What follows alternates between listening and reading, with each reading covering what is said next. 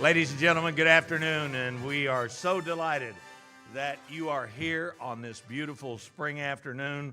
And on behalf of the KHSA, the Dawahares family, and the Roberts family, welcome into the 2026 induction ceremonies for the Dawahares KHSA Hall of Fame. Now, let's meet this year's inductees. Gwen Doyle Howard.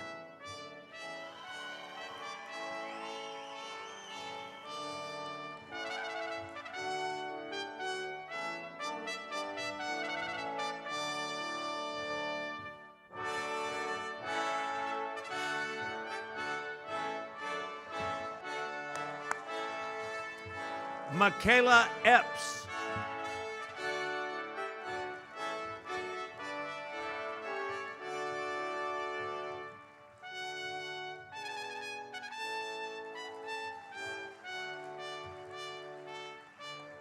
Just like when she played, she snuck up on me. James Hare.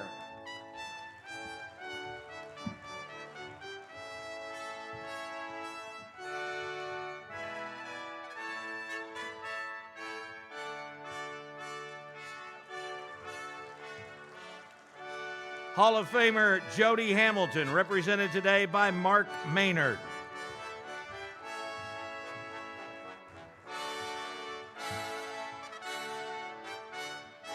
Chuck Medley.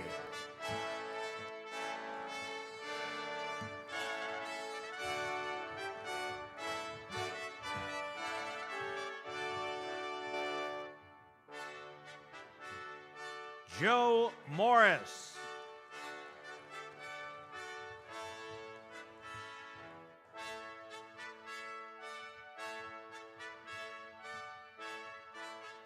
Glenn Napier.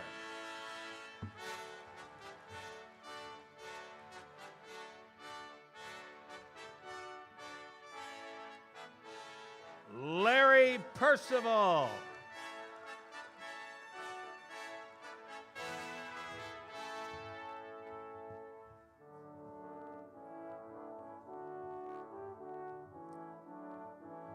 Lynn Ray.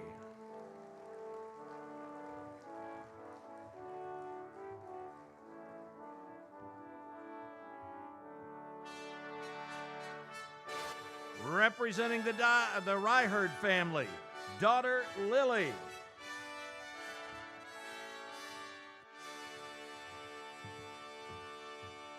The always Natalie attired Bill Mike Runyon.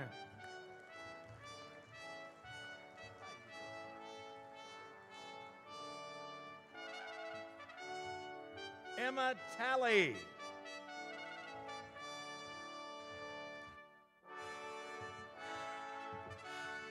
And an old country boy who's a pretty good coach at a lot of places, Curtis Turley.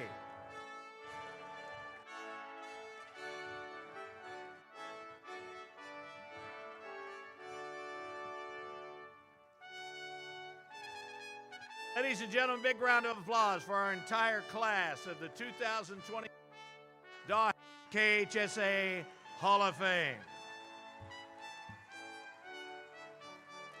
Honorees, you're now good to join your guests at the table. We'll have a big group picture afterwards and everything, and hope you enjoy the afternoon. You're welcome. Thank you. Congratulations. What are you doing, Tom? How you doing? Good seeing you, young man.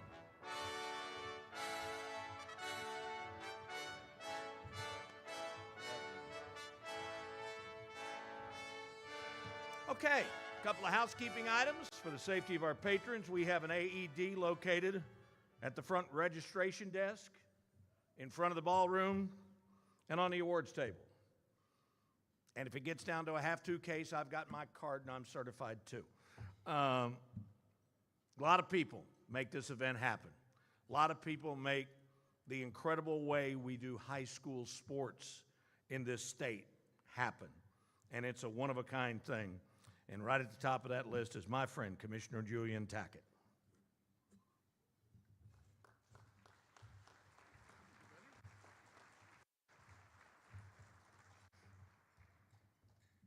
Thanks, and I forgot to do this last year, so I'm going to make sure and do it. It's coming up on 48 years now. Mr. Baker and I have been banging heads over different things, and we don't always have to agree, but Dave always steps up to help Kentucky's kids. He's emceeing some kind of banquet or dinner or something just about every night out, and we just really appreciate the effort he puts into the production, as well as continuing to be, as long as we tell him when it is and plenty of time, and be patient on his arrival time.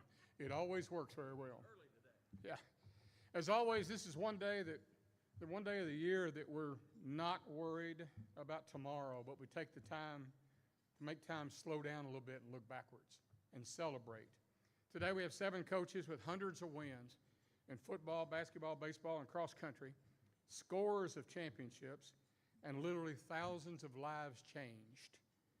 And that's the important piece, including one we pray for as he grieves the recent loss of his #1 fan and travel partner for what admittedly is many stops he made in his career.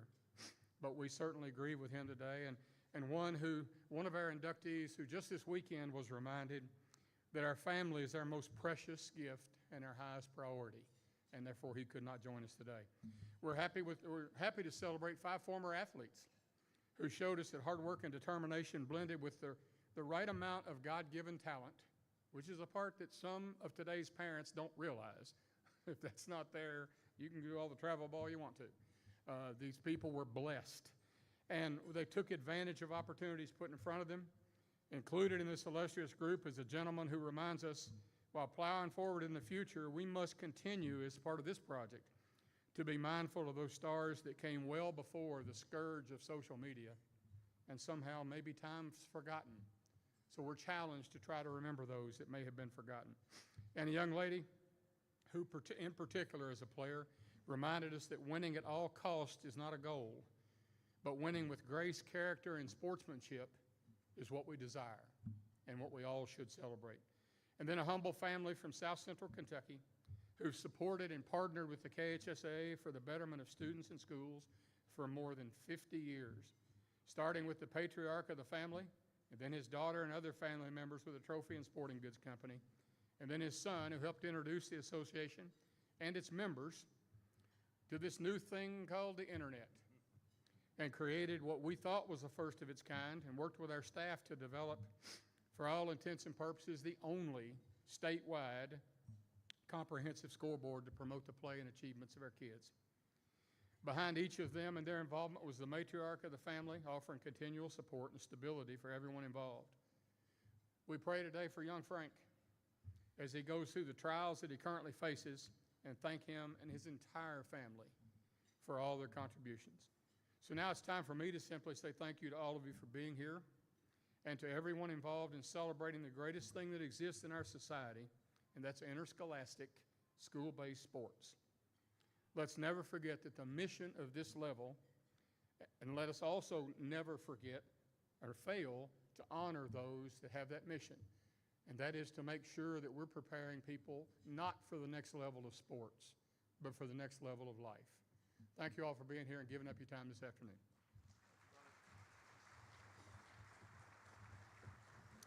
Julian, we appreciate it.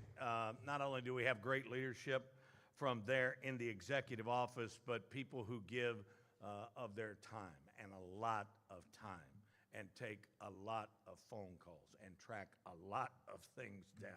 Please join me in welcoming from the Warren County Public Schools, the KHSA Board of Control President, Greg Howard.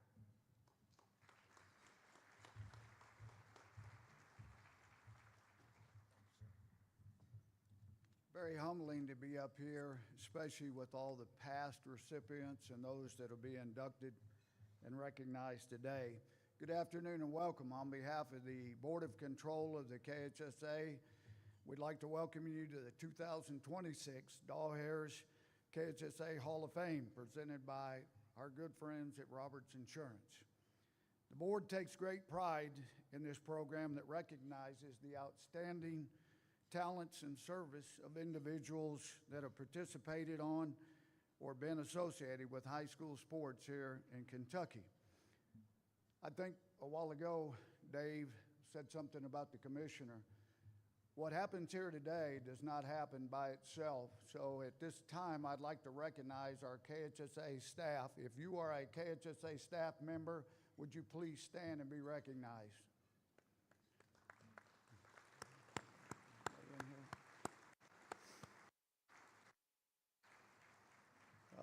A great job by our staff in all events, not just here.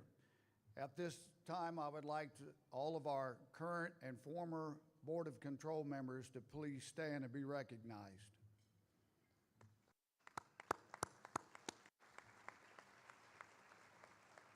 Thank you very much.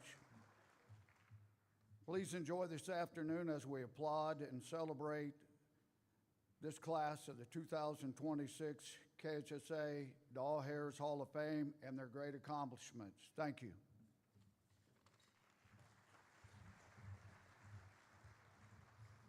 Thank you, sir. There are people all throughout this room that have literally grown up with the KHSAA. And once upon a time, Joe and John Roberts were just two kids that were running around at the state high school football championship or at the Sweet 16, and now they are the folks that help us continue this great work and this recognition today. Please join in welcoming Joe and John Roberts from Roberts Insurance.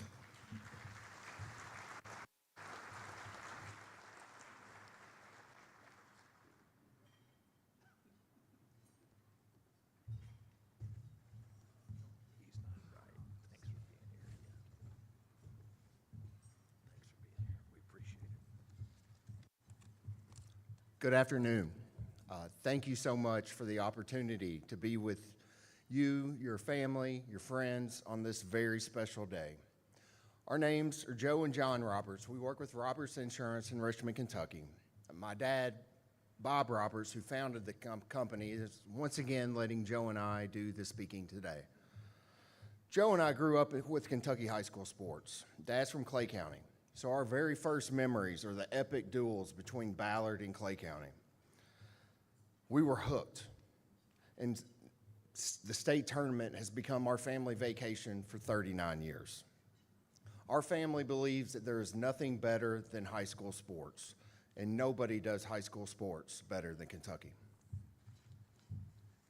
So as John said, our father, Bob Roberts, he started our family insurance business in 1971 in Richmond, Kentucky. We've been sponsoring the KHSAA Hall of Fame since 2018. I can tell you nothing makes our family prouder than being associated with this wonderful reception. It's always our favorite event of the year because it highlights so many exceptional people. We want to say thank you for joining us today as we come together to honor the inductees and the journeys that brought them to the Hall of Fame. So we'd just like to extend our congratulations to all the inductees and thank you for allowing us to celebrate you and what you've brought to Kentucky high school sports. Also, we'd just like to say thank you to the KHSAA. We're extremely grateful for our partnership with you all. Thank you. Thank you, man. Appreciate you guys. Thanks so much. Thank you, man. It's just, you know, this association every day is trying to make sure we've got the newest and best tools, the latest way to run efficiently, but at the same time, we're not holding on to our past. I mean, we're celebrating. And with great Kentucky names like Roberts Insurance and the Dawahare family, that is a great, great partnership. Now we'd ask that you'd please stand and direct your attention to the screens for the playing of My Old Kentucky. The sun shines bright in my old Kentucky home. 'Tis summer, the people are gay. The corn tops ripe and the meadows in the bloom, while the birds make music all the day. The young folks roll on the little cabin floor, all merry, all happy and bright. By and by hard times comes a knocking at the door, then my old Kentucky home, good night. Oh, weep no more, my lady, oh, weep no more today. sing one song for my old Kentucky home, for my old Kentucky home, far away.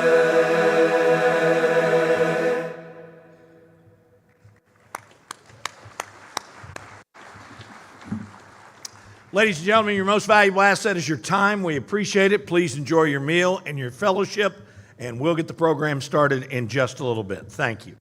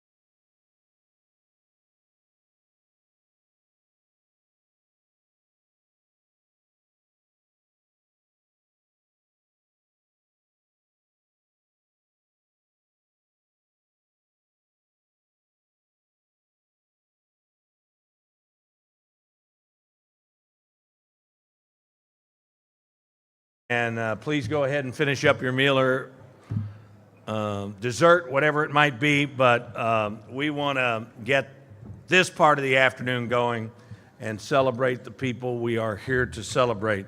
The 2026 KHSA Dawahares Hall of Fame, presented by Roberts Insurance. Gwen Doyle Howard is a 1990 graduate of DuPont Manual and has one of the greatest resumes in Manual's rich sports history. Doyle Howard was the power in the paint on the hardwood for Manual's three-peat as 7th Region champions from 1988 to 1990. In 8 Sweet 16 tournament games, Doyle Howard had 167 points and pulled down 99 rebounds. The 3-time All-State performer for the Lady Crimsons was named MVP of the Louisville Invitation Tournament in 1989 and 1980, selected as the 1990 Gatorade Player of the Year in Kentucky, and a member of the USA Today Super 25. She concluded her career in Crimson as the school's all-time leading scorer with 2,997 points. Doyle Howard still holds Manual's single-game record with 50 points and 40 rebounds. Over her final 2 seasons, she led the Lady Crimsons to a combined 69-7 record. After high school, Doyle Howard attended the University of Louisville and Western Kentucky University, scoring more than 2,000 points with more than 1,000 rebounds. Doyle Howard also played professionally for 2 seasons in Waregem, Belgium, and then returned to Kentucky, working in the healthcare industry. Well, first, I would like to thank my Lord and Savior, Jesus Christ. I know without him, none of this is possible. And I also want to take the time to thank Jerry Church. Jerry took the time to go out his way and collect all the information to nominate me for this wonderful award. So I'm truly honored and grateful that Jerry thought enough of me to go through the process and nominate me. So thank you, Jerry. I also would like to thank the Kentucky High School Athletic Association just for nominating me in this wonderful class of 2026 for the Hall of Fame. After 36 years of playing high school basketball, and the fact that they looked at my credentials and the Hall of Fame committee saw that I'm worthy of this award, I truly am honored for that. Next, I would like to thank my parents, my late parents, Paulette and William Doyle. They were some of my biggest supporters. They made so many sacrifices for me. Although they're not here with me, I know they're watching now, and I'm starting not to get emotional, but I know they're watching down, and they're so proud of me and proud to see me get this honor, because they were always there for me, nurtured me and make sure that I had everything that I needed, supported me at all my games, and so I truly appreciate them for the love, the care that they provided to me over the years. Next, I would like to thank, there were some teachers in my life that were very important to me. They really helped me through my career. The first teacher is Miss Judy Simpson. She was my 6th grade teacher and my basketball coach, and she kind of adopted me as her own daughter, and even to this day, we're still close, and I'm very close with her family. So I want to thank her for her love and support. And I also want to thank some high school teachers, Pat Watson, Pat Carpenter Watson, and Kate Fisher Greer, who were also very supportive of me and there for me throughout my career and still a part of my life. Teachers are so important, and I think I would be remiss to not give them the honor for just taking me on their wings and just being there for me. Next, I want to thank all of our coaches, anyone that has coached me over my career. There's so many that I can name, but I want to make sure that I honor Coach Ken Smith, who was my high school basketball coach, and he passed away last year, and he was one of my biggest supporters, always encouraging me, there for me throughout my career, would always call my mother and check in with her and just make sure that I had the support I needed from him. So he is truly missed, and I know he's looking down as well, proud of me, and I wish he could be here, but I just want to thank Coach Smith for all his love and support. I also want to thank my college coach, Coach Paul Sanderford, He was very instrumental in my career and very supportive of me. And even to this day, I still talk to him and his wife, Yvette Sanderford. I just really want to thank them both for all their love and support over the years. They are truly instrumental in my career, and not only on the court, but off the court, they're very instrumental. Also, I think I mentioned all the coaches that ever coached me through my career, but I want to thank my teammates, all the teammates I've had over my career. Without them, there's no me, and I thank them for all their love and support. Truly, it was always a team effort, and just the fact that they always supported me, even with all the accolades and my name in the paper and so forth. They were always so supportive of me, so I want to thank my teammates for that. A couple people that I want to thank are some spiritual leaders that I had. My late pastor, Juan Hunter Sr., and my current pastor, his wife, which is my sister-in-law, Melanie Hunter. I want to thank them for all their spiritual guidance and being there for me and their love and care. I want to thank them. I want to thank my church family at Fountain of Life Ministries and all those that continue to pray and just support me and encourage me throughout. Currently, some of them were not there when I played, but I think the fact that their prayers and their encouragement means so much to me. So I want to truly thank them for their support. And I want to take this time to thank my extended family, all of my family, my cousins, my aunts, uncles, all of my siblings, for their encouragement, love, and support over the years. They were always there for me, rooting on, encouraging me, cheering me on at my game. So I truly want to thank them for all that they've done and all they poured into me and just being so supportive. I want to thank, I mentioned my extended family, but I have a lot of family that's traveled from Louisville, Cincinnati, Indianapolis to be here with me, and I truly support them.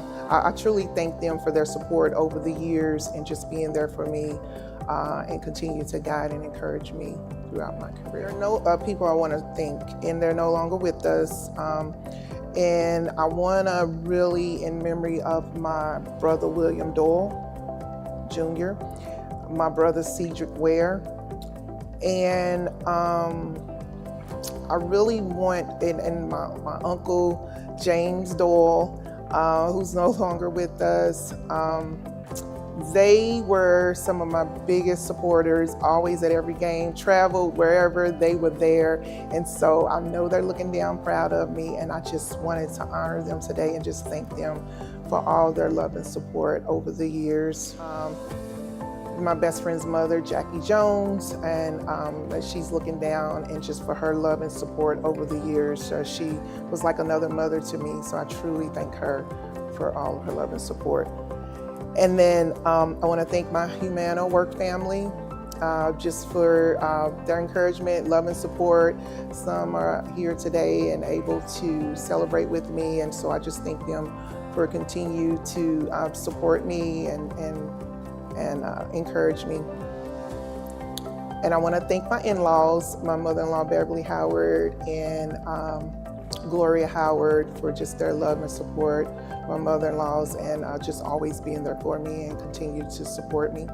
Sorry. Last but not least, I want to thank my family, my wonderful husband Fred, our children, Paige, Gavin, Kelly, Calvin, Amber, and Cameron, for their continued love and support and just always being there for me and encouraging me, being wonderful.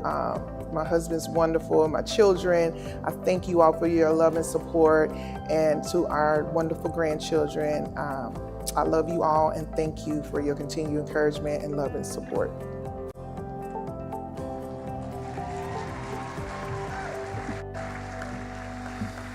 Ladies and gentlemen, please welcome 2026 Hall of Fame inductee Gwen Doyle Howard.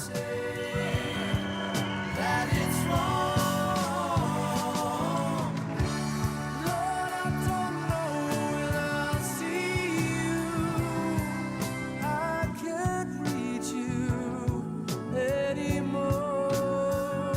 And presenting the medallion today is Gwen's husband, Fred, and children, Paige, Gavin, Amber, and Kelly.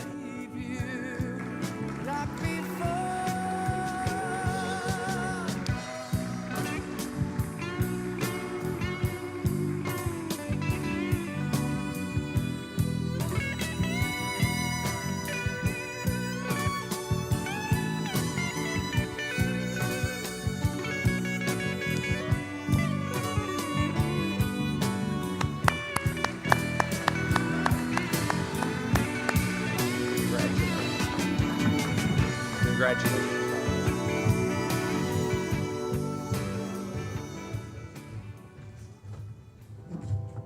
Michaela Epps graduated in 2013 from Marion County High School, and along the way led Marion County girls basketball to the pinnacle of high school basketball.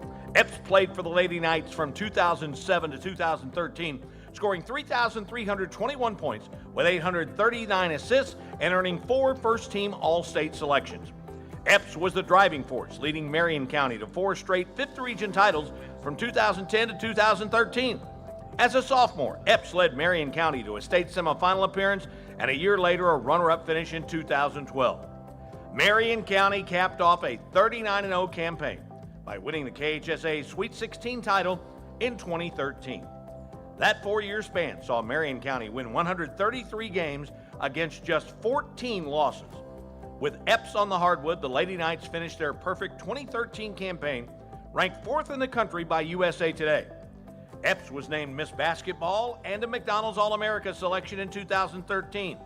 She would go on to attend the University of Kentucky, scoring 1,790 points and earning all SEC honors 3 times.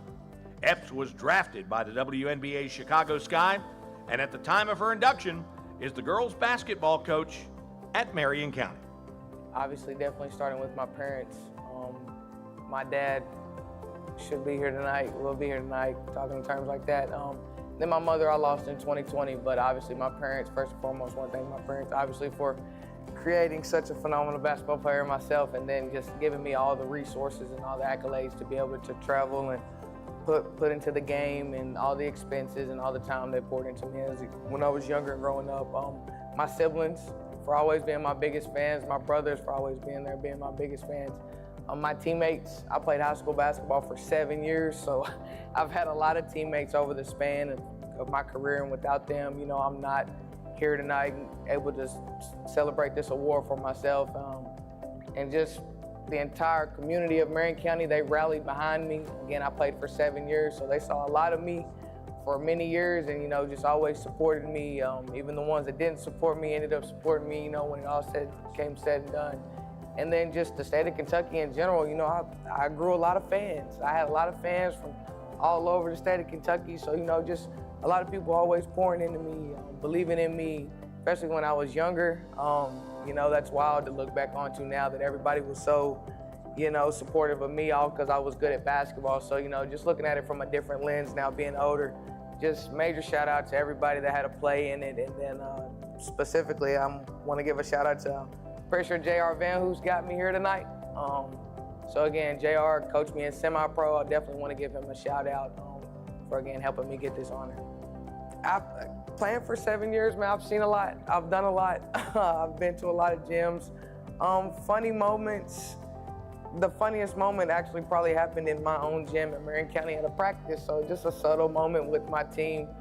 We was all very close-knit and stuff like that. So, you know, just one day we was at practice and we was goofing off a little bit, and one of my teammates, we was getting ready to get on the bus, and one of my teammates accidentally fell down the bleachers. And it wasn't funny that she fell down the bleachers. What was funny that was when she fell down the bleachers, her iPod shuffle, back in the day we had them iPod shuffles. When she fell, she said her song shuffled a couple of times. So it's all a good joke that we still to this day all remember, all my teammates. And that's just one of the first moments that always pop in my head when thinking about high school basketball. Put in more work. I'm not gonna lie to people, I was very raw talented. So like I went to practice and I played games very hard, but like, you know, I wasn't the kids now how they have the resources of a skills trainer. Like, you know, find you a trainer, get in the gym, be the first one to practice, stay after practice, you know, just putting in the extra reps and the extra shots. That really was not something I did until I got to college, and even still didn't do it enough in college, but just definitely put in the work. If you want something, especially out of basketball, if you want something, you definitely have to work for it. Nobody's just gonna come knocking with the scholarship, so definitely just stay after, put in the work. So put in the work, yeah, game reps, and you know, just grind at it. If I could go back and do it over, I would play 7 more years at Marion County and just, like I said, embrace it. It went by so fast, and I spent a lot of my days, you know, playing basketball. If I could go back and do anything, I would maybe say, you know, enjoy being a kid. You know, I didn't really get that like a lot of kids do because I was so locked in with basketball, but enjoy being a kid while also handling your business. You know, again, I didn't take the vacations and the, you know, spring break Panama City trips that all the other kids did. I never got to experience that because I was so one-dimensional on basketball. So just, you know, finding that balance that we do as we get older, finding that balance between business and pleasure. I mean, it's got to be my senior year.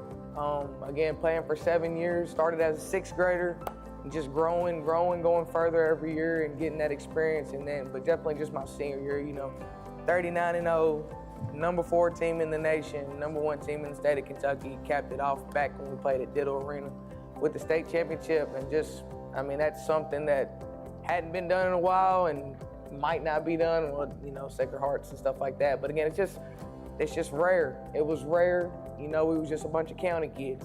You know, we wasn't the city schools. We wasn't your Assumptions, your Sacred Hearts, your Mercies. We were just county school. Bunch of county kids from the backwoods of Marion County that love playing basketball, and it fared well for us.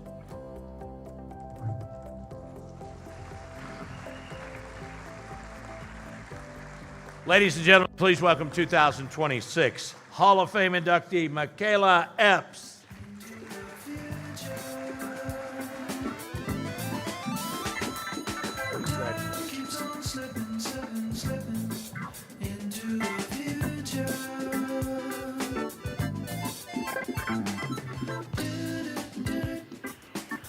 And the medallion presenter is her grandmother, Lucy Smith.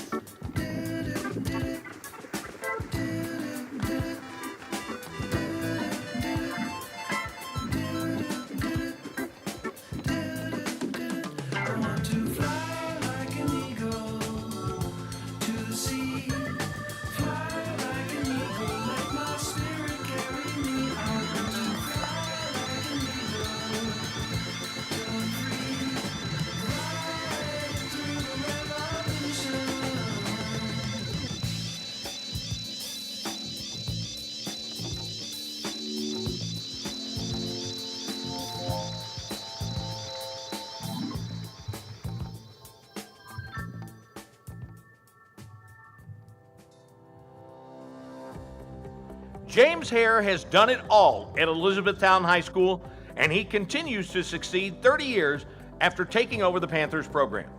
Hare is a cornerstone of the E-Town community, and at the time of his induction has 542 wins, coaching boys basketball while setting a standard of excellence. 5 times Hare has guided the Panthers to the Sweet 16, and in his first trip in 2000, pulled off one of the greatest runs in state tournament history. Twice, Elizabethtown rallied to win in the final seconds and then captured the title by storming back from a 13-point second-half deficit to win going away over Lexington Catholic. In 2021, Elizabethtown returned to the Sweet 16 and took home a runner-up finish. The accolades received by Hare extend beyond the court as he guided E-Town to the 1994 KHSAA Class 2A Boys Track Championship. Hare earned multiple Coach of the Year honors, and in 2018 was a finalist for National Coach of the Year by the National High School Athletic Coaches Association. I have several people to want to thank. I mean, I look at this, my whole career I've had help the entire time. The entire time, my entire life with my family. I have 2 children, Jamie and Andrea, who have always been a tremendous help to me. None of this would be possible without my wife, Pam. She has been a tremendous supporter, cheerleader. I've had a lot of great assistant coaches, but she's by far my #1 assistant. When I came to Elizabethtown, I coached under Gary French, but when I took over the head job, my head coach was Ray Vincel Jr., And without his weekly talks, and we never talk about X's and O's. You know, we talk about people. And he was a very good judge of people, and he was an excellent mentor to me. I also want to thank Doug Barnes. I'm sure he's the person responsible for this. With Doug, he's one of those best friends you have that you constantly want to hit him in the mouth. He's always talking, and I always tell him, I'll probably tell him that today, because he's going to be here today. You know, you're going to sneak up on the two-piece in a minute. That means my left-right combination. That he's been a good friend, a good supporter of me. Yeah, there's a couple, but you know, I think one I want to share. I've coached 5 sets of twins, and then there's 2 sets of twins that even to this day, I probably can't tell them apart unless I talk to them for a few minutes. I remember there was a game we were going into. We worked on a particular aspect of the game we kind of wanted to do, and he just did the direct opposite. So I called a timeout to go and actually say something to this one twin. And he points at his brother, like I got the wrong twin. But you know, it kind of stunned me for a minute. Then I just went ahead and jumped on him anyway. I said, if I got the wrong twin, just tell him when you go home tonight. You know, I wish I wouldn't have concentrated so much on wins and losses. You know, after about 10 or 12 years in, I started to more concentrate on creating a personal relationship, lifelong relationship with these guys, and let the wins and losses, you know, go where they may. But at first I was so concentrated on that, concentrated on winning championships, I kind of lost the sight of, you know, these individuals. I've been coaching here for a long time. You know, I have guys I've coached 40 years ago, and we talk like we just, you know, just left 2 or 3 days ago. You know, I do love that aspect. There were some 2 years we had bad records, but I've always had good seasons, and just concentrate on the personal relationships. I probably would do over my first season. You know, again, I was so bent on wins and losses, and those guys, and I credit them for everything. They were a hard-working group. They came in practice every single day. We didn't win much, you know, but I learned so much from that group. I wish I had it over, and we wouldn't put so much pressure on myself and on them just to win, and just try to enjoy it a little bit more. It's more of a me aspect, you know. What can this school do for me to get to the next level? You know, I had someone ask me, I had a very good basketball player a few years ago, asked me, what am I doing to help him play on the college level? I told him, that's not my job. You know, my job is trying to win now, and what can he do to help Elizabethtown High School win? It's just too much me, too much, if I can't get it done here, I'm going to another school. You know, I'm going to transfer here and transfer there. There's not enough school loyalty anymore. And I'm really good about, I'm really high on commitment to one school, no matter what, win or lose, play or not play, I'm gonna stay here and I'm gonna finish my career at one place. Well, Elizabethtown is a community-based school. You know, I have people that come to the games that graduated in the 50s. That's 70 years ago. And they still come to the game and who aren't able to come. They're constantly keeping up on social media or with the newspaper about us. You know, I have people who support us, Elizabethtown High School. They're not supporting James Hare, they're supporting the Panthers. And they from the 50s, the 60s, the 70s. I mentioned my coach again. When he would talk about the players that came from he coached in the 60s and 70s, you know, and that much hasn't changed. Their hairstyles changed. You know, I mean, I don't know if you see these boys' hairstyles. I mean, and I ask them all the time, is when you look in the mirror, what do you see? Because I don't see what you see. And I hope they don't have one of those mirrors that talk to you, like you know, Snow White, you know, am I the fairest of them all? But if they say yes, they're lying to you.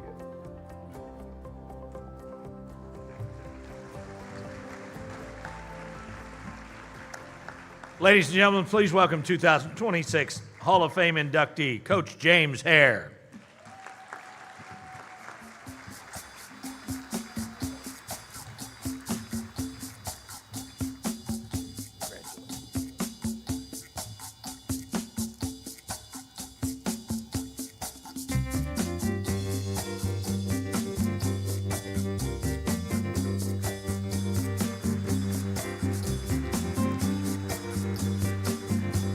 And the medallion is presented this evening by E-Town Athletic Director and Coach Hare's friend, Doug Barnes.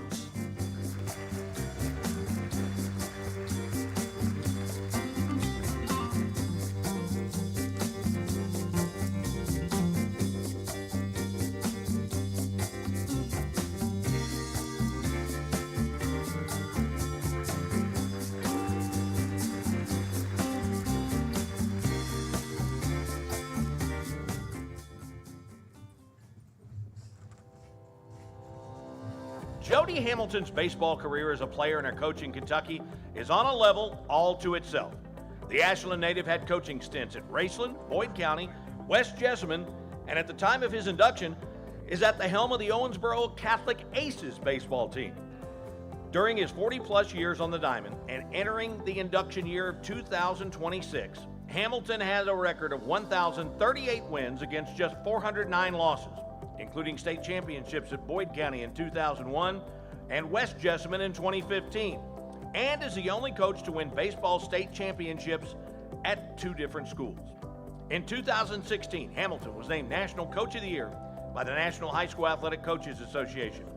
As Owensboro Catholic's ace in the hole head coach, Hamilton's team won the All-A title in 2024, an All-A runner-up in 2025, and has led OCATH to region titles in 2022 and 2024. Hamilton's 1,038 career wins currently rank him 4th in state history. The Hall of Famer also coached West Jessamine Golf to 4 regional titles from 2007 to 2010. Hamilton played baseball at Morehead State and was named the OVC Player of the Year in 1979, and upon graduation held career records in 8 categories. I have several people I want to thank, and above all, I'd like to give thanks to God above and give him all the glory and honor. Then I'd like to thank Julian, the High School Athletic Association, the committee for this, and very distinguished award. I'd like to thank Mark Maynard for his nomination. And, you know, Mark and I, our career paths have kind of paralleled each other all the way through since high school. I'd like to thank my wife, Denise. She was probably the greatest assistant coach I've ever had. She's also my #1 draft pick, and I really give her thanks for signing on to a long-term contract with me. My children, Casey and Nina, their families. 6 wonderful grandkids. I love you all. The city of Ashland and Central Park and Blazer High School. Ashland's a great place to grow up, and Central Park was home to me all those years. And Blazer High School, as they say, once a Tomcat, always a Tomcat. To my players, parents, coaches, we have many meaningful memories and experiences. I don't know if this is funny or not, but 50 years ago this year I graduated, and right before that, Steve Hamilton, former big league pitcher, became the new Morehead State University baseball coach, and he signed me to a scholarship. So I played for him for 4 years, and for 4 years people would say, Coach, is that your son? And he'd say, no, we're both 2 tall, skinny, left-handed, ugly Hamiltons. So it went on, the career. I heard that every place we went, we heard that. And then after my playing days were over, he offered me my first coaching job. And I was his graduate assistant for a year. We were married, and at the end of that year, Denise still needed to pick up a few credits. And when she picked up the credits in the summertime, I needed a job. So I went across the river, or the creek there at Morehead to City Park, where a guy named Don Harden worked, ran the park. He was the American Legion coach there, a former professional umpire, just an unbelievable person. I said, do you need any help? He said, well, would you like to umpire? And I'm thinking, he says, if you do, you gotta also coach Babe Ruth team. So that ended up being my first head coaching job. And it was very rewarding. I didn't expect to enjoy that age group, but it was really something else, and it kind of kick-started my entire coaching career. Well, I think the secret to longevity and success is don't make it so much about you. You know, to me, it's about the children, the kids.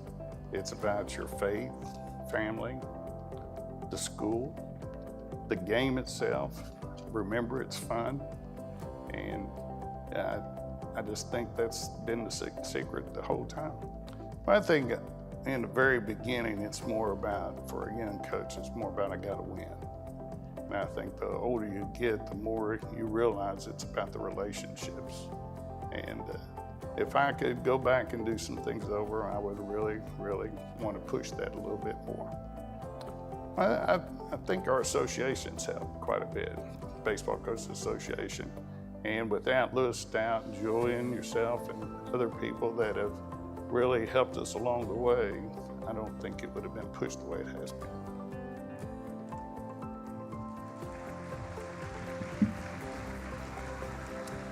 Ladies and gentlemen, due to a family emergency yesterday, representing Jody Hamilton is Mark Maynard.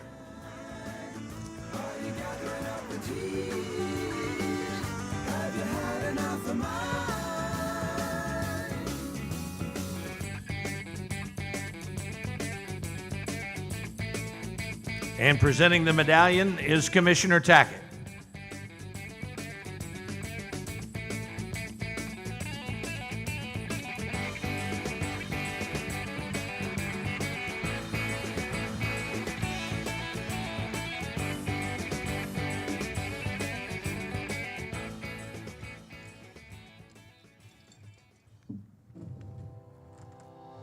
Chuck Medley coached cross country at St. Xavier for 21 years and track and field for 16, compiling some of the most impressive numbers ever recorded. Across both sports, Medley's teams won 25 regional championships, but that was just the beginning of the greatness. Under Medley's tutelage, St. Xavier won 10 KHSAA state cross country championships, which is tied for the most in state history, to go along with 4 runner-up finishes. Twice, Medley coached St. Xavier to a top 5 national ranking by mile split in 2012 and 2017, and to a top 20 campaign in 2005. He guided 5 Tigers to individual state championships, and in 2005, 2012, and 2016, St. Xavier qualified for the prestigious Nike Cross Nationals. Medley's track and field teams were spectacular as well, claiming 3 state crowns and 5 finishes as runners-up. 3 times, Medley coached the team to the Mason-Dixon Games indoor state titles. In all, the popular math teacher at St. X coached 24 individuals and 8 relay teams to become relay track and field champions, sending more than 60 athletes to run on the collegiate level. Yeah, first of all, I'd like to thank Julian Tackett and the nominating committee for this. It's by far the highlight of my career. I'd like to thank my wife of 35 years and my 2 daughters, Rachel, who's no longer with us, and my daughter, Anna. I would like to thank my siblings for all their support that they've given me over the years. I would like to thank Coach Rob Young. Coach Rob Young was with me from day one and stayed with me all the way through my coaching career. And we were like co-coaches. If it wasn't for him, I would not have had the success that I had.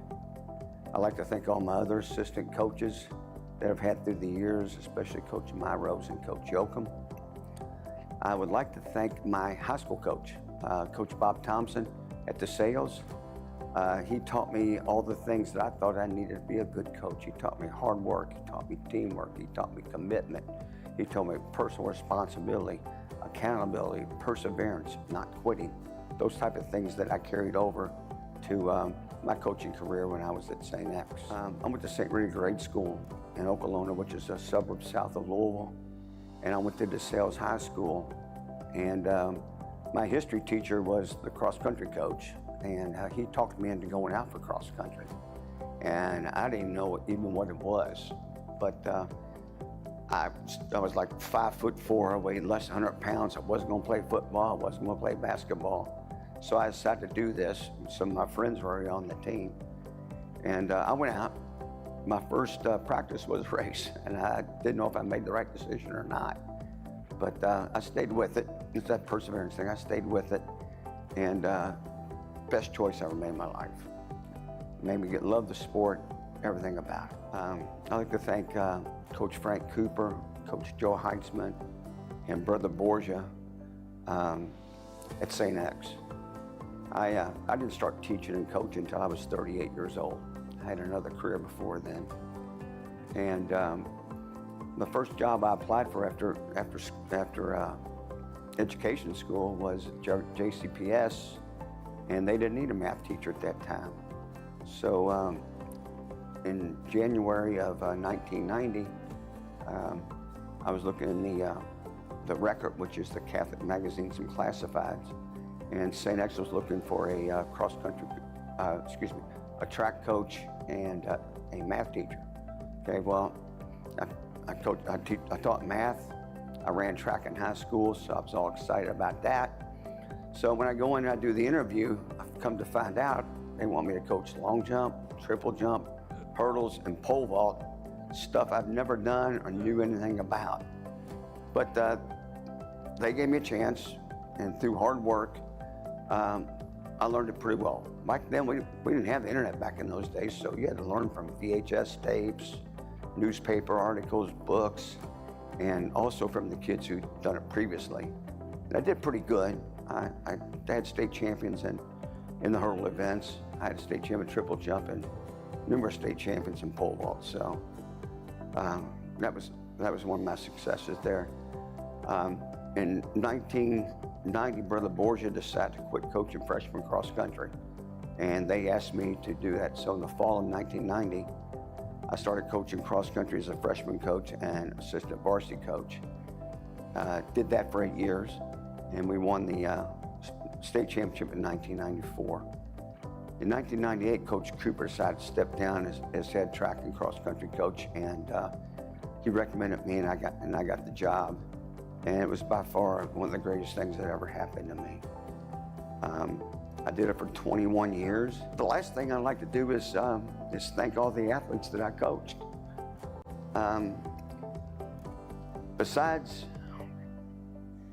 my wife and the birth of my two daughters, coaching cross country was the greatest thing that ever happened to me. I finally learned my calling, okay, what I was good at, and I couldn't have done it without the athletes.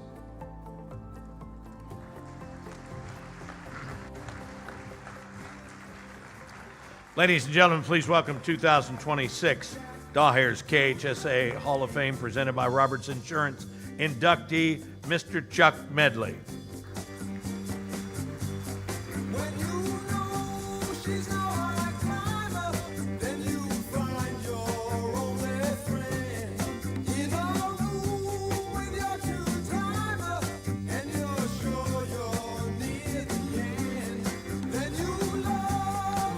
And presenting the medallion is Chuck's wife, Wendy.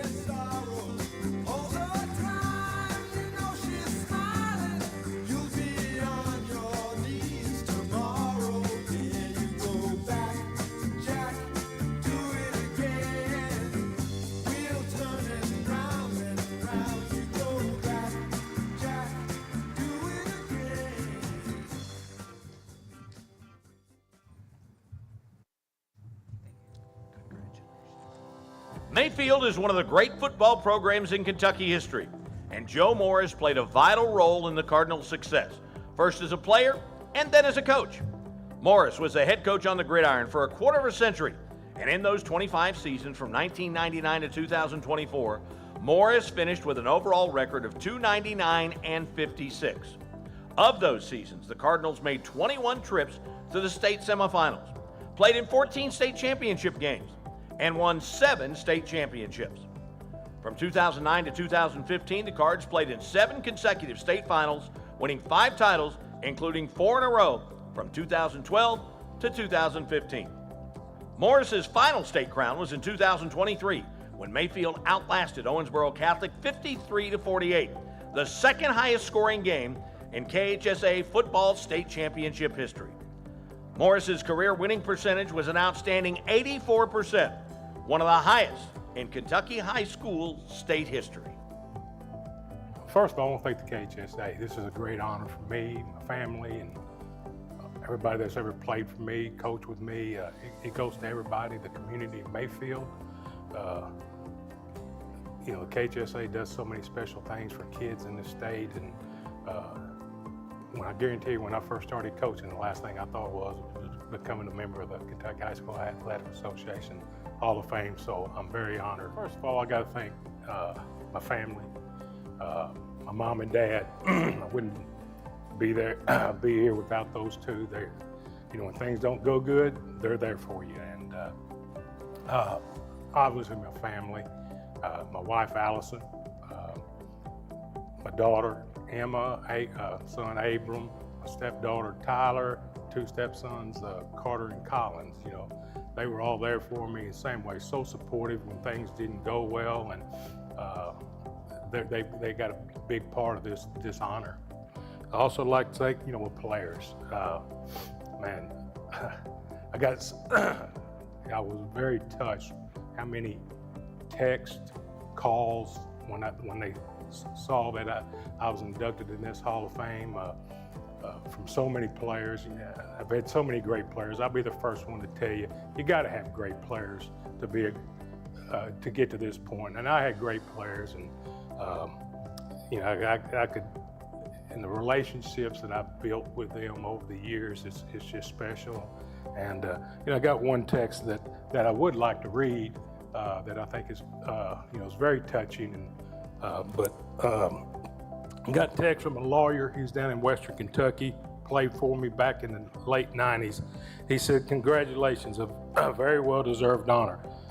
I am privileged to be coached by you, and I tell people all the time, football changed my entire trajectory of my life, and I'll always be grateful for the opportunity to play for such a storied program." And that says it all, and that's very touching. And I had so many of those texts from so many players, and I can't thank them enough. Got to thank my coaches, all the coaches that ever coached for me. When you have a career like I did for 25 years, got to coach with a lot of different coaches. People move on, people move up, but so many coaches spent, tireless hours working for me, working for our program, working for a school, and they got a part of this as well, because I had a great coaching staff, and you have to do that when you have football. And then of course the community of Mayfield, man, they love football. Tell you a little funny story about how much they love it. I mean, they packed War Memorial Stadium, but in 2012 played a state championship game, just won a state championship game in 2012. Did my media interviews after the game, went in the locker room, celebrated with my players and coaches. And so it's probably about 45 minutes after the game, we go outside of Western Kentucky University, their football stadium. There's an area out there where all the players were with their families and getting congratulations. I walked out, and great Mayfield fan. I'm not gonna mention the name, but he's a great fan, went to every game. Came up, he said, shook my hand, said, "Coach, what a great job, appreciate you. What are you gonna have next year?" So, but that's how much they love football in Mayfield. And I was just fortunate to coach there. And the last people, the administration I had to work for. All the superintendents, the principals, it takes it takes us all to do this. And they were very supportive. They give me, pretty much anything we needed that we asked for. They're going to be supportive when people weren't supportive of me. They were supportive, and man, I was so fortunate to have great superintendents and great principals that I worked for. This might be appropriate. We were playing at Louisville Holy Cross. Semifinal, quarterfinal game. We're on the charter bus going down, and there was been a bad wreck right in front of Louisville Holy Cross. And that was the only way in there. So we were late to the game, but we're going down there, and of course this is Western Kentucky, rural Western Kentucky. We're going down there, and it says on the billboard at one of these hotels, little hotels down there on Dixie Highway down there, it says hourly rates. Well, one of our players turned around and said, "Why would you rent a hotel room for an hour?"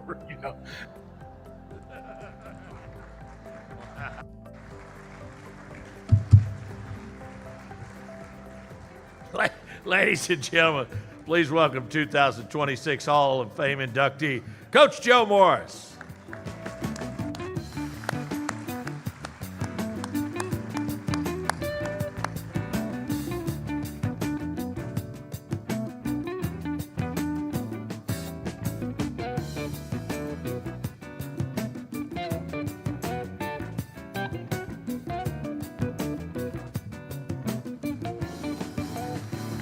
And presenting the medallion are his children, Wendy and Abram Morris.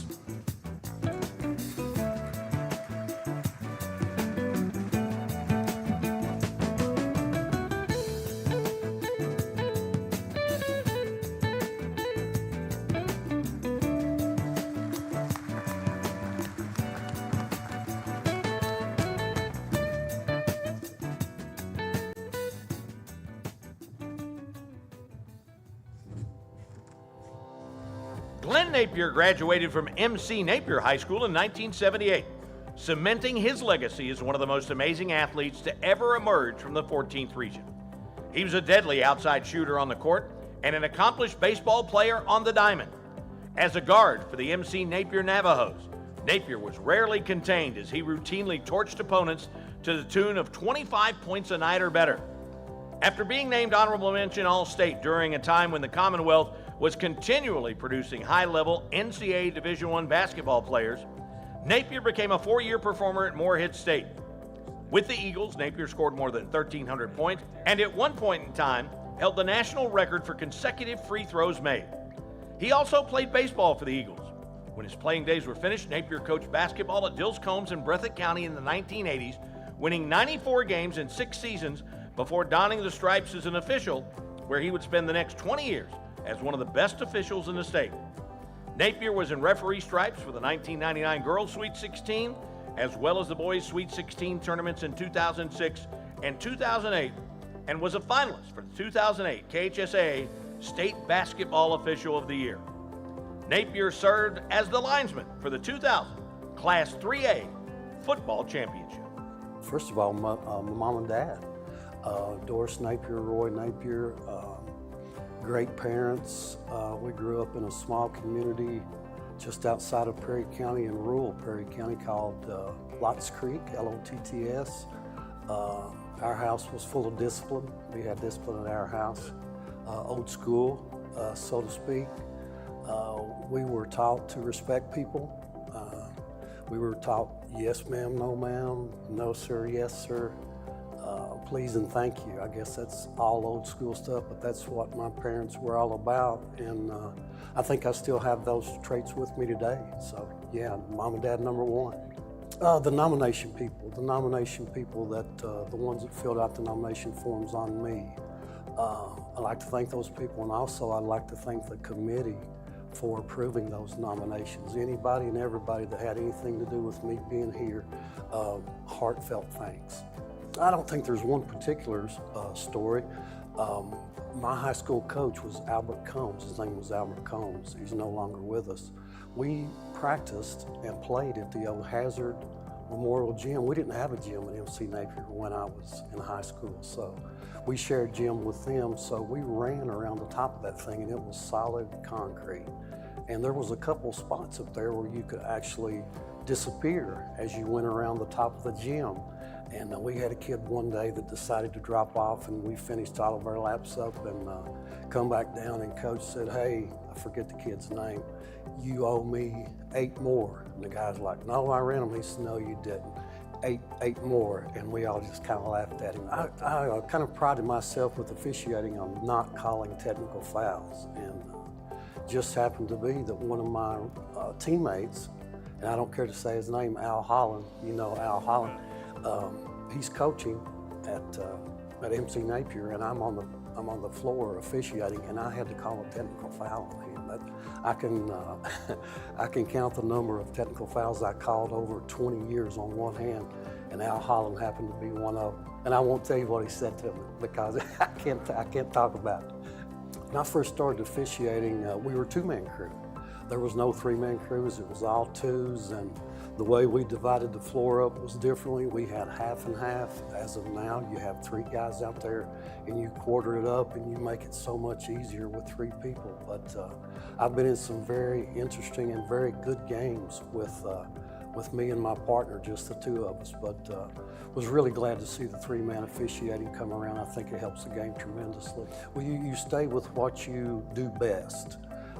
If you handle the basketball, if that's the best thing you do, then handle the basketball. Work more on that. I was a shooter, playing up and down. My role on the team was to shoot the basketball, and that's what I did a whole lot of. So whatever you do the best, whatever you think can contribute to your team, then I would suggest concentrating on that. Find a role on that team, and then have at it. Well, I used to watch guys that I liked when I first started officiating. I had a couple of role models that I watched. I'd go to the games, I'd watch them, and I'd try to pattern myself after those particular officials. But I soon stepped out on my own, started doing some things, got some advice from some older guys, and then I started giving advice to the younger guys. So it worked out really nicely. Probably on the basketball end, I wish I could have shot the three-point shot. There was no three-pointer when I played, and most of my shots, to be honest with you, came from three-point range, like 75% of them probably. So I wish I'd have had that three-point shot when I played. On the officiating end, probably could have worked a couple more state tournaments. I was able to work a couple. Did work one final, but I wish I would have had more opportunities to work state tournaments. It's so much fun.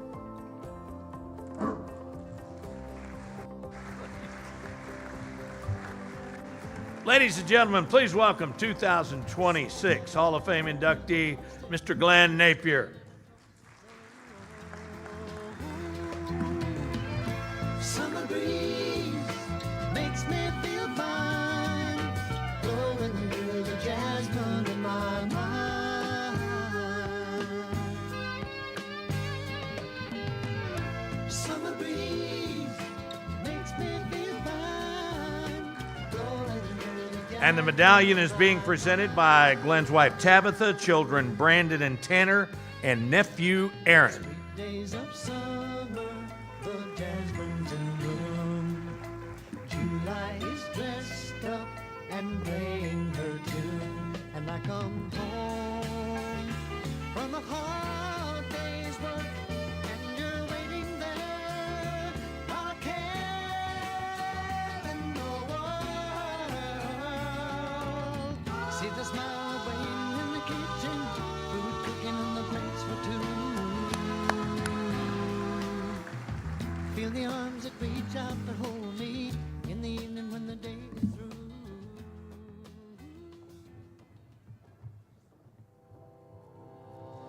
Larry Percival attended Lone Jack High School in Bell County, graduating as a Bobcat in 1958. He was a sensational player for the Mustangs and Bobcats, and alongside Bobby Schlusher, was a vital piece to a devastating 1-2 punch at Bell County. Percival was a third-team All-State selection in 1957, a first-team choice in 1958 while averaging 27 points a game, and was the Southeastern Kentucky Conference MVP. His accolades include being named to the Kentucky All-Stars in 1958. The University of Kentucky was the only school to actively recruit Percival as the marksman from 4 Mile signed with Adolph Rupp in December of 1957 and would score 946 points in 3 varsity seasons under the Baron, serving as team captain during the 1961-62 season. Percival was also a Wildcat on the baseball diamond, playing his sophomore through senior years. The Bell County native was also honored with the A.B. Happy Chandler Trophy, awarded annually on the basis of leadership, scholarship, character, and ability. A first-team All-SEC selection in 1962, he was chosen by the Chicago Packers, now the Washington Wizards, in the 1962 NBA Draft, but chose to play for the Phillips 66 Oilers. He was a member of the USA All-Star team that toured the United States and the Philippines, playing against the Russian All-Star team. Percival coached at LaRue County, winning 89 games in 6 seasons before transitioning into the ministry.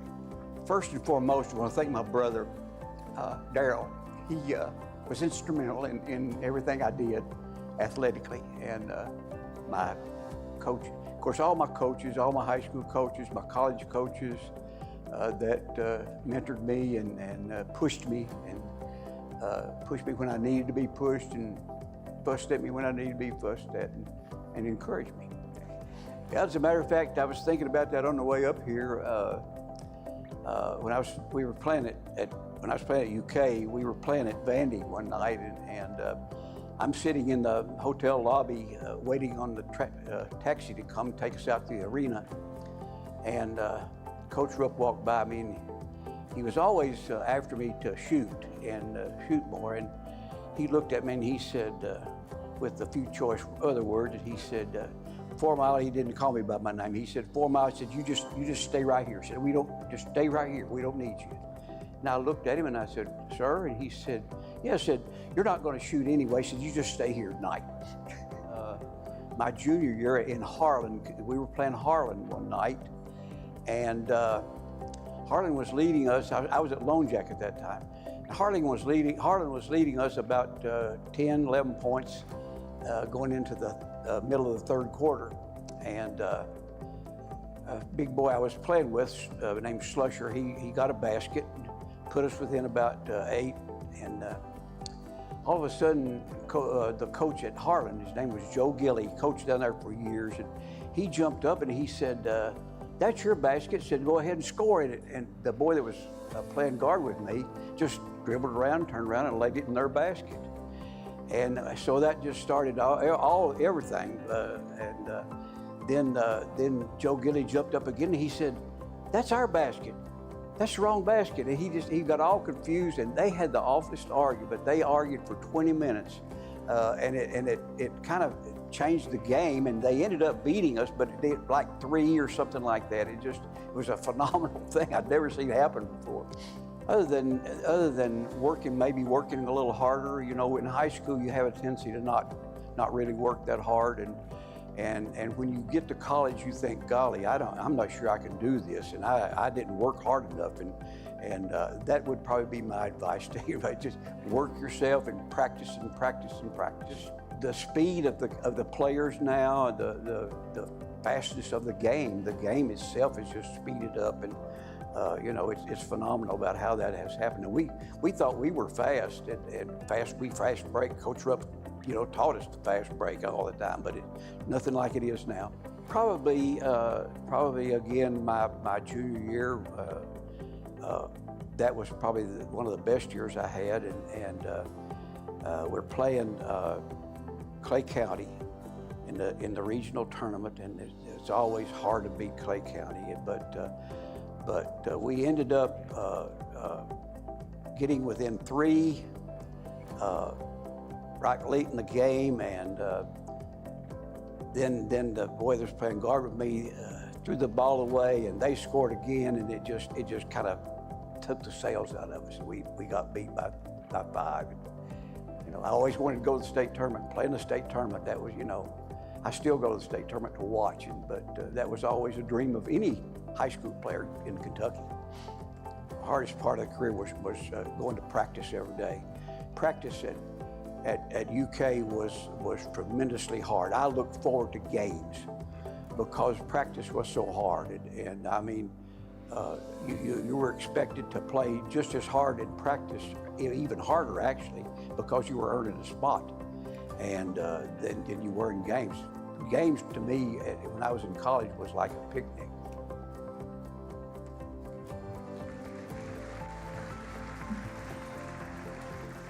Ladies and gentlemen, please welcome 2026 Hall of Fame inductee, Larry Percival.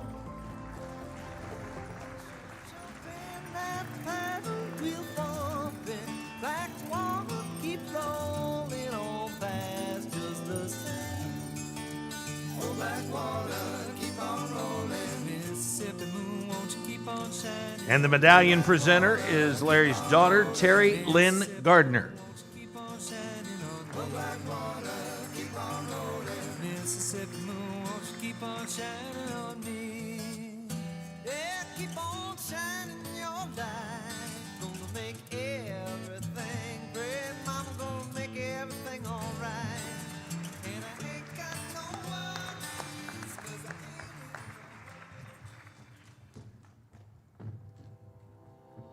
Lynn Ray began his coaching tenure at Covington Catholic in 1975 and built the Colonels into a football powerhouse.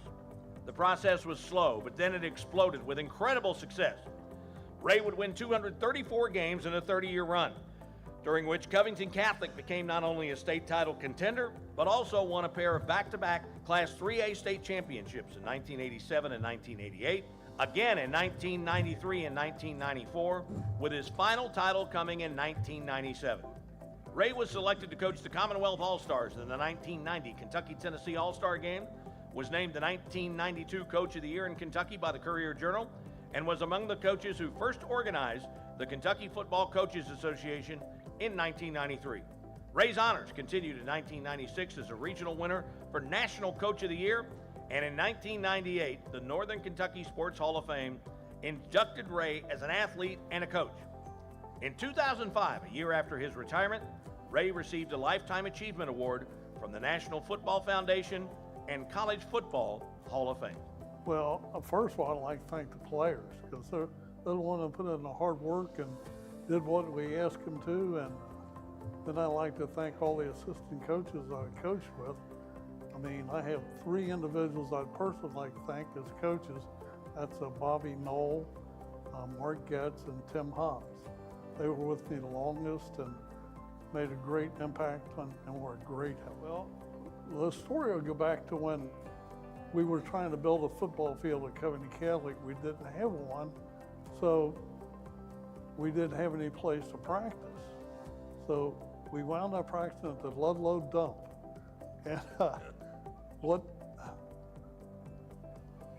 And every Monday afternoon before we practiced, we had to go up, clean the whiskey bottles and the beer bottles, everything off the field, actually to practice. And we didn't have a goal post, but it was one of the few years that we never missed a PAT. So have patience, build a solid program, not one where you're looking on leaving, trying to jump to somewhere else. Wherever you're at, you work as hard as you can there and never lose your enthusiasm for practice. And if you do that, I think you'll be fine. It's changed considerably. Back when I first started coaching, everybody ran the football pretty much, and they only threw it maybe 6-7 times a game. Now they throw every down if they got a great quarterback, which they probably should. But I think people are taking advantage of defenses because of new regulations and things they put in for obvious reasons, like to prevent injuries. But most of it goes toward the offense, and that can cause defense quite a few problems. As a coach, you just got to keep plugging along, doing the best you can. If it's not good enough there, you move somewhere else, but you keep plugging along and doing absolutely the best you can, because the minute you slack up and start having no confidence in yourself and the program, the players will notice it, you might as well leave. I had a lot of support. One principal built an outside facility, then we built a football field, and that was the score committee that did that. They raised all the money. We didn't use $1 tuition money or anything, and I'll always be indebted for those people on the score committee. They did a fantastic job.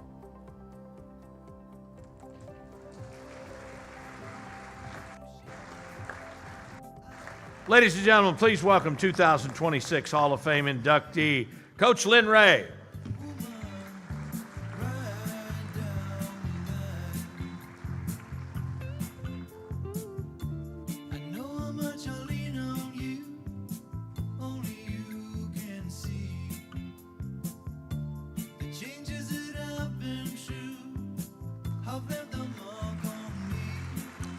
And the medallion presenters are members of his coaching staff, Mark Getz and Tim Hobbs.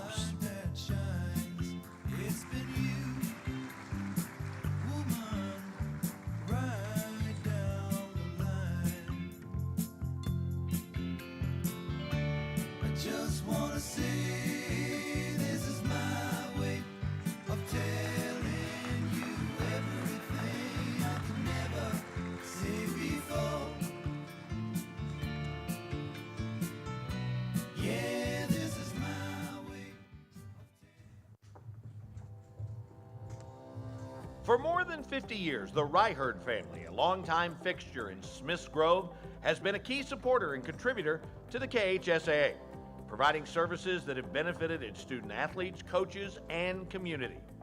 The late Frank B. Ryherd was a longtime supporter of the KHSAA as the owner of Ryherd Sports Shop and was the association's trophy supplier for more than 2 decades. His daughter Lily and son Frank T. Ryherd served the association with its trophy needs for several years as the senior Mr. Ryherd headed toward retirement. Frank T. then collaborated with the association staff and was lead engineer and developer of the Ryherd's KHSAA scoreboard starting with the 1997-98 school year. Frank T. also served the association on a daily basis as its web developer, building many internal tools for the association's daily management, and continued to manage the trophy operations for the KHSAA in conjunction with Ryherds.com through the 2023-24 school year before transitioning to its current ownership group. Preserving his legacy by continuing a scoreboard for the member schools, their students, coaches, and the communities of Kentucky is the best way to show appreciation for this family, and that scoreboard project will continue to bear the family name. The induction honors the Ryherd family, in particular, Mr. Frank B. Ryherd, his widow Ora, his daughter Lily, and his son Frank T., who labored daily in support of the KHSAA. Well, on the behalf of the Ryherd family, Mom and I would like to appreciate Julian Tackett and you, Butch Cope, for the nomination for the Hall of Fame. Well, you know, I don't think that everybody knows how Ryherd really started. So back in 1948, my grandfather started a fish and tackle business in his basement. And Dad traveled for him, so he went to different boat docks selling fish and tackle.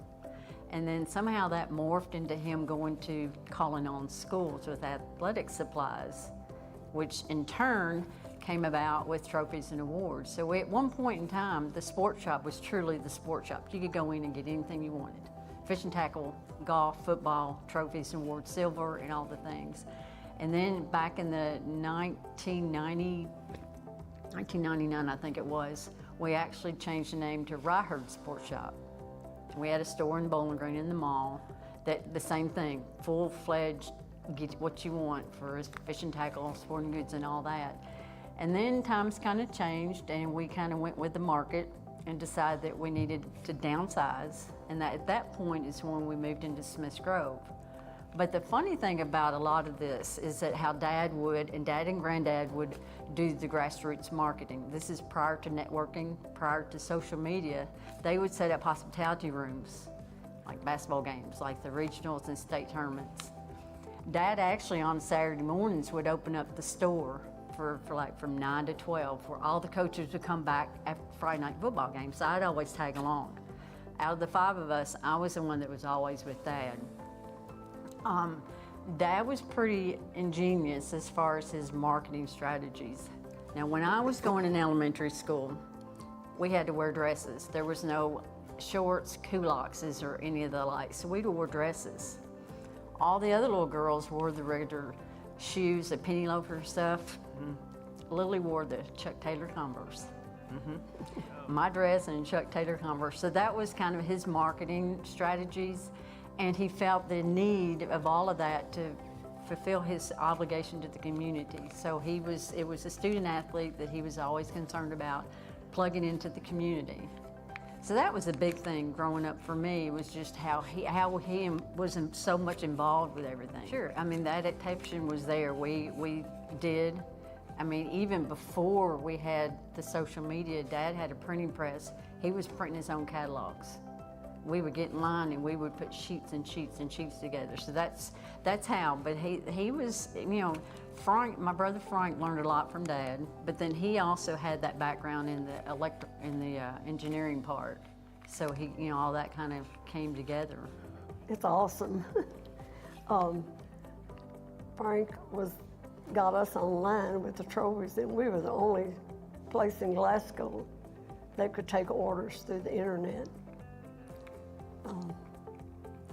I started when our youngest of the 5 children started to school. That's when I started at the store.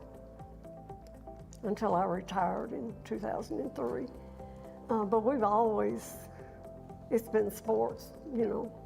We've never known anything but sports.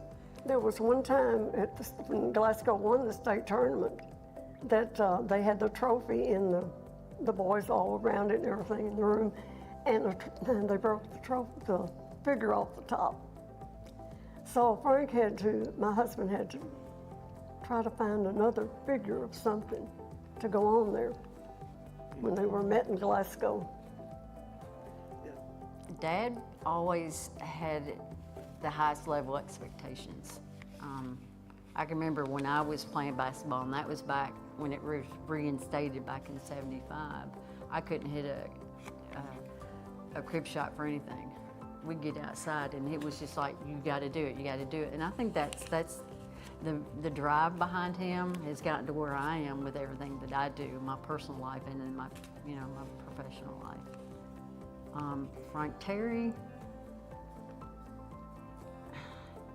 he's more laid back, but he still has that approach to perfection. He and I, when we bought the business from Mom and Dad back in 2003, I mean, he was over there and I was over here, so we had different work responsibilities, but somehow it meshed and it worked for us. And I think that's just pretty much figuring out how you're going to work within the family dynamics to make it successful.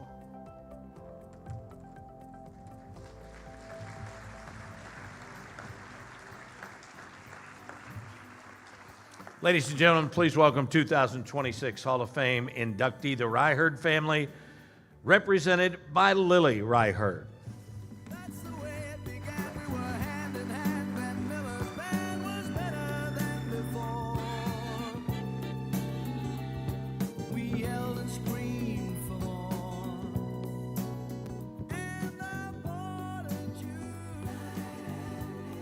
And presenting the medallion is Commissioner Tackett.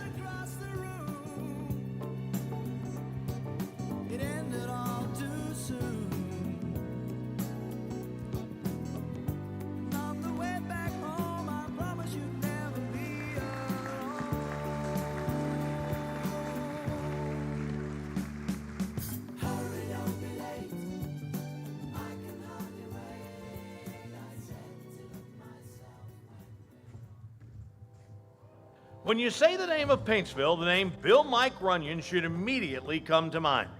The 1974 graduate of Paintsville guided his alma mater's boys basketball program for 30 years, winning 581 games. In the 1980s and 1990s, Paintsville was a fixture at the Sweet 16, making consecutive trips from 1985 to 1987 and then 1995 through 1998. Runyon's final regional championship at the helm of the Tigers program was in 2008. During this time, the crowning jewel of Runyon's career came in 1996, when Paintsville captured the Sweet 16 championship, defeating Ashland in the title game. That crown was the first 15th region title since 1954, and to date, the lone Sweet 16 championship in Paintsville history. The Tigers also played in 4 Sweet 16 state semifinals in 1987 and from 1996 to 1998. At the time of his induction, Paintsville's top Tiger is one of only 7 coaches in Kentucky high school basketball history to have coached 2 Mr. Basketball Award winners, John Pelfrey in '87 and J.R. Van Hoos in 1998. Following his coaching career, Runyon was appointed and later elected mayor of Paintsville. I'd like to thank all my former teachers, my former coaches, my wife Jamie, my family, and I'd also like to thank the city of Paintsville, Paintsville High School, and J.R. Van Hoos for nominating. Well, really, there's not many memories that I could share because we took everything pretty serious. So the fun we had was the fun in winning. So that was the fun we took, was the fact that we went out there to win every game we played. I wish I would have known the fact that the more points you score, the more people you get in the stands. When I first started coaching, I was a little bit into myself too much, and I tried to coach a little bit too much. And I learned eventually that teach the kids how to play basketball and let them play basketball. Well, the big difference to me is the fact that the games that I watched in the state tournament this past year were quite low scoring. Back when I coached and all the other people I coached against, it seemed like we scored a lot more points. So I think the game has changed in that way. I like some of the new rules they put in. I wish we'd had those rules when I coached, but unfortunately we didn't. But I think scoring points is probably the biggest change I've seen. I look forward to watching high school basketball when the shot clock comes in. I think the games will be a lot more exciting. I think the game will move quicker, just as it moved quicker with this 5-shot rule in each quarter. I think that sped the game up quite a bit, and I think high school basketball will be much more entertaining when the shot clock comes in. The most difficult task was winning a state championship. I don't think there's any doubt about that. You not only have to get out of the district tournament the first game, you have to win the regional tournament, and then you've got to win 4 games in the state championship. And that 9-game stretch is very, very difficult to do. Well, the memories of all the players I coached, every single one of them, I can honestly say as a coach that I never had a player that didn't give me everything he possibly had. So that's a good memory for me.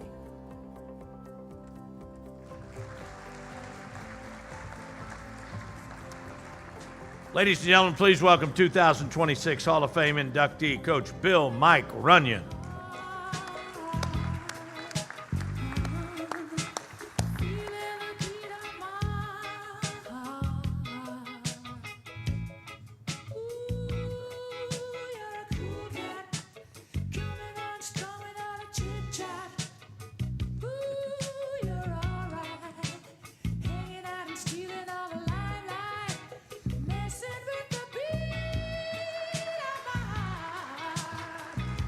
And the medallion is presented by Kentucky Mr. Basketball, J.R. Van Hoos.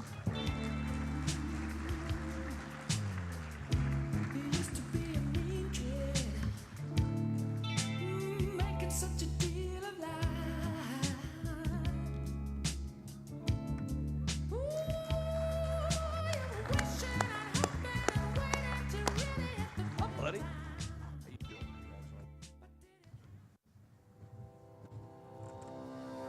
Emma Talley was a 2012 graduate of Caldwell County, guarding one of the most accomplished careers in state history on the links. Talley played in 8 Gulf State tournaments from 2004 to 2011 and dominated Kentucky high school golf. Talley won 6 regional individual titles and in 2011 won by a whopping 10 strokes. She would have won 4 state championships in a row, but in 2009, Talley self-reported a scorecard error that led to her disqualification. This situation has long been one of the best displays of character and integrity at the KHSAA State Championship event. Talley was named Miss Golf by the Kentucky Golf Coaches Association in 2008. She was named the nation's #1 recruit by Golf Week magazine. Talley qualified for the U.S. Open in 2011 and 2012 and won 10 events in the American Junior Golf Association. The Princeton native set an AJGA record in 2010 by winning the Huntsville Junior with a score of 18 under, winning by 22 strokes and landing a spot on the 2010 Junior Ryder Cup team and the 2011 Junior Solheim Cup. Named a 2011 Rolex First Team High School All-American, Talley went on to play at Alabama, where she was a First Team All-American, a 3-time All-SEC selection, won the U.S. Amateur in 2013, and captured the NCAA championship in 2015. For that effort, Talley was honored with a prestigious 2015 Honda Award. She retired from the LPGA in 2024. There's so many people to thank for this honor. Obviously, my parents had a huge, they sacrificed so much for me to basically achieve my dreams. I'm so thankful for my parents, and they just gave up so much. And my siblings, all my siblings are older, so I'm very thankful for them letting me pursue my dreams. And obviously my longtime coach, Todd Trimble, would not be where I am without him. I started working with him when I was 9 years old and worked with him throughout my whole career. And I wouldn't be the person or the golfer I am without him. He was a mentor, a friend, and a coach to me throughout my whole career. So I have so much wisdom and just so many things good to say about Todd Trimble. He's just the absolute best, and I appreciate everything he's done for me. And also all my coaches. I had a great college coach, Mick Potter. He was my swing coach basically when I was in college, and told me at one point, he said, you're never gonna be pro if you don't fix your chipping. So he was very adamant to get me to achieve all my dreams, and I thoroughly appreciate it. And then obviously my husband, he was a caddy on tour while I was on tour, and I don't think I would have played as long as I did if he wasn't out there with me. He gave up so much of his life to be out on tour with me, and I'm forever grateful for that. And I'm just really thankful for this honor. But my first one, obviously, when I was a sophomore in high school, I think I won by 10 strokes the state championship, and at the end of the day, ended up having to disqualify myself because I signed a wrong scorecard, and in golf, that's just what you do, unfortunately. But I had a lot of good neighbors that got me Dairy Queen cakes that had a big DQ on it, and it was a great lesson to be learned throughout my whole career. Every time I would walk into the scoring tent, I would think about that day. So in hindsight, it's funny, but at the time it was brutal. So just a crazy day and a crazy situation, but very thankful for that lesson to be learned. And then also, this is just a fun story. I went to the University of Alabama, and at my last visit, my coach, Mick Potter, said, we're gonna walk through this building to go watch the gymnastics game. And I said, okay. And then all of a sudden, Nick Saban walks out of his office and says, Emma Talley, Collier County High School, and lists everything I'd ever done in my whole career. And I got to go in his office. He said, do you want to click the button or me? And I was like, you can.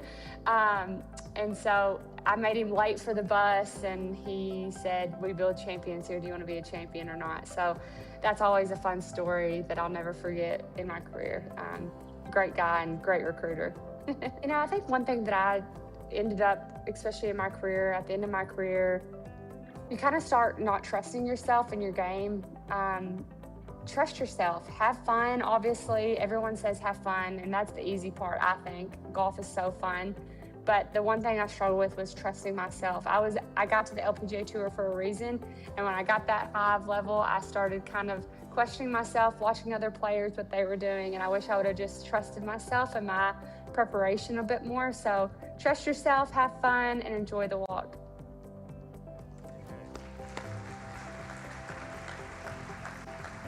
Ladies and gentlemen, please welcome 2026 Hall of Fame inductee, Emma Talley.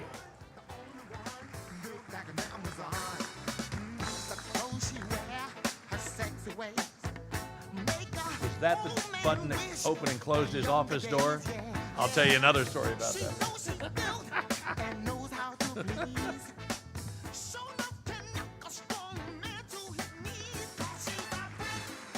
And the medallion is being presented by her father, Dan.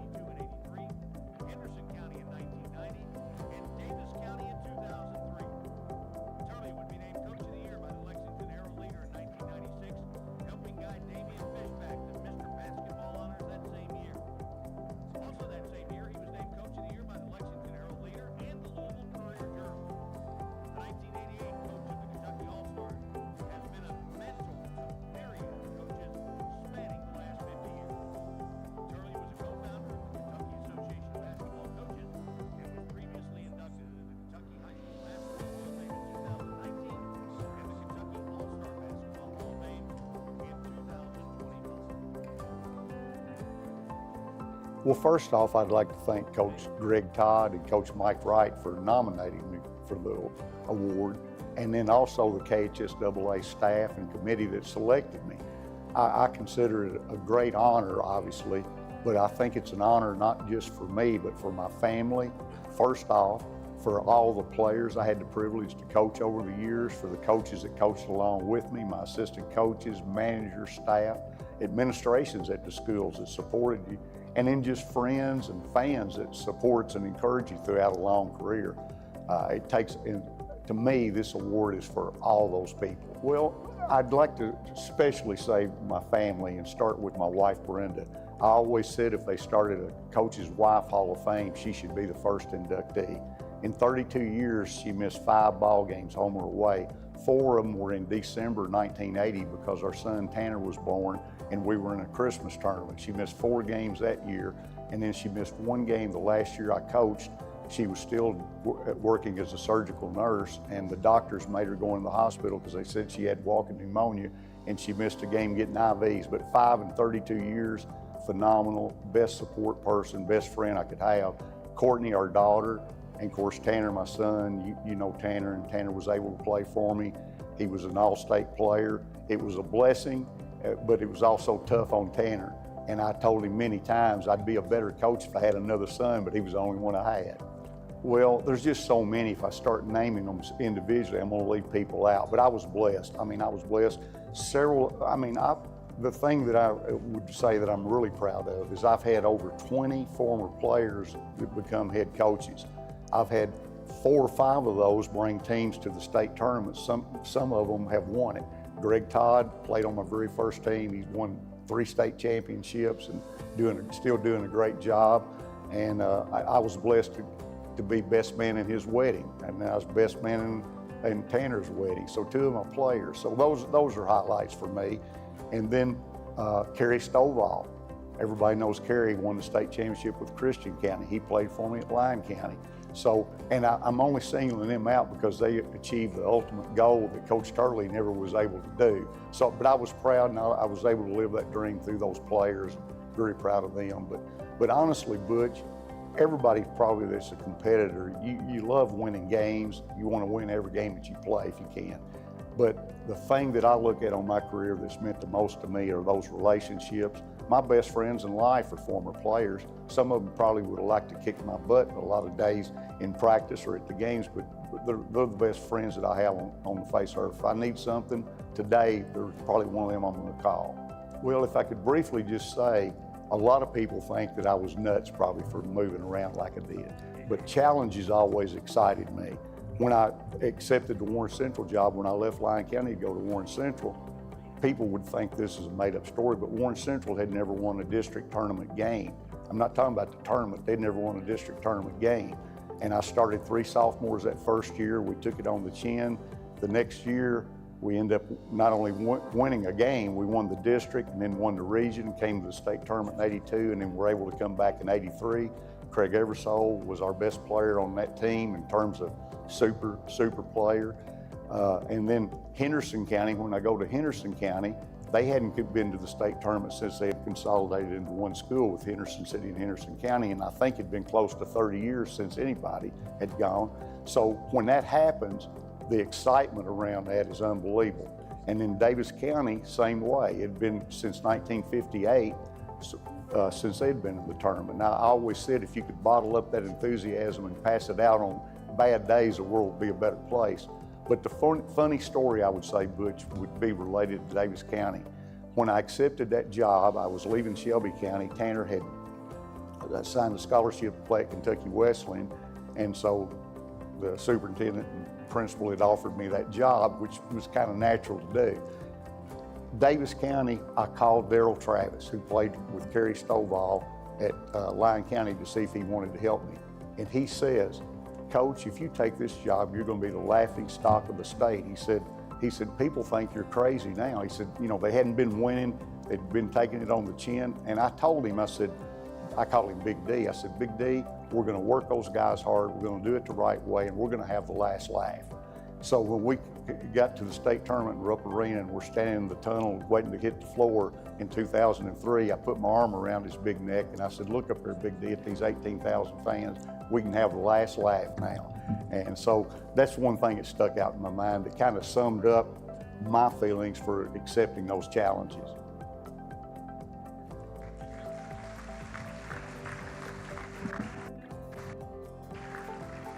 We apologize for that little snafu, so I want to tell you a little bit about Curtis. Curtis Turley traveled the Commonwealth like no other in his 32 years as head basketball coach, starting at the young age of 22 in 1976. Turley was named head coach at Berea, and he would soon begin crisscrossing the Commonwealth, making stops at no fewer than a dozen schools in Kentucky. And the thing about it, wherever Turley went, success followed, both on and off the court. And over the next 3 decades, he would win 624 games. In 17 of those seasons, he had 20 or more wins. Turley is one of a handful of coaches to take 3 different schools to the Sweet 16, Warren Central in '82 and '83, Henderson County in 1990, and Davis County in 2003. Turley would be named Coach of the Year by the Lexington Herald-Leader and the Louisville Courier-Journal. The 1988 coach of the Kentucky All-Stars has been a mentor to a myriad of coaches spanning the last 50 years. Turley was co-founder of the Kentucky Association of Basketball Coaches and was previously inducted into the Kentucky High School Basketball Hall of Fame in 2019 and the Kentucky All-Star Basketball Hall of Fame in 2025. Ladies and gentlemen, please welcome 2026 Hall of Famer Coach Curtis Turley.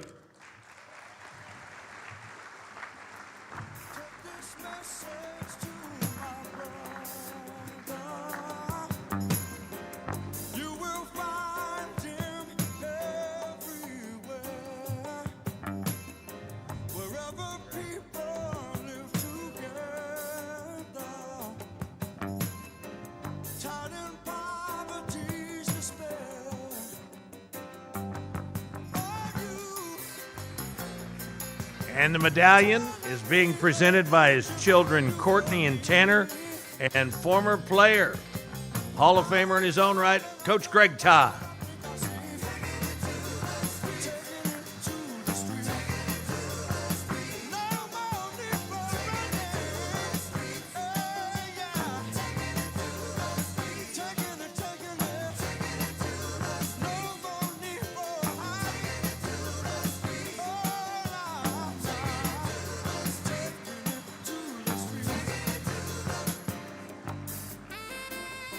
Curtis, don't run away. If you could stay up here, and we'd like to get all of our inductees back up here on the stage for one big finale. How about that?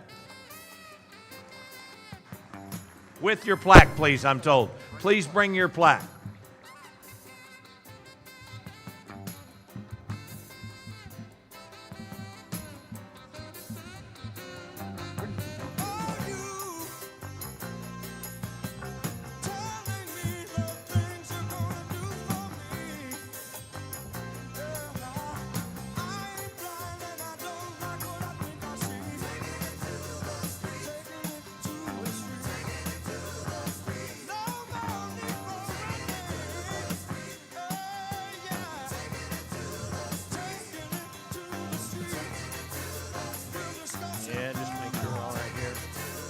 Ladies and gentlemen, how about one more big round of applause for the 2026 class of the Dawahares Kentucky High School Athletic Association Hall of Fame, presented by Roberts Insurance.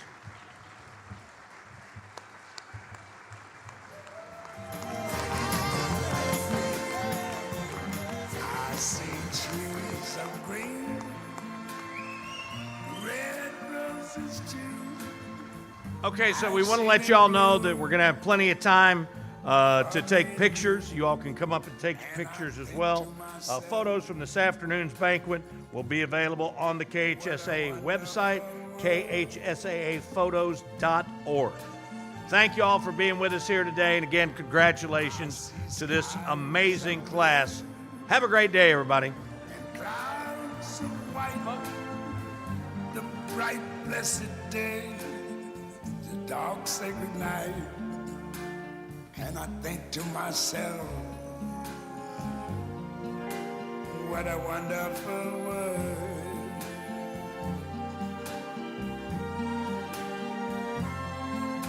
The colors of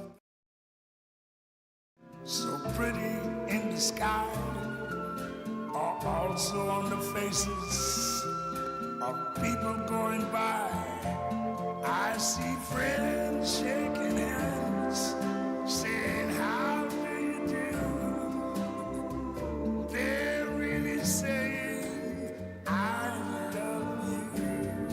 I hear babies cry. I watch them grow. They'll learn much more than I never knew. And I think to myself, what a wonderful world.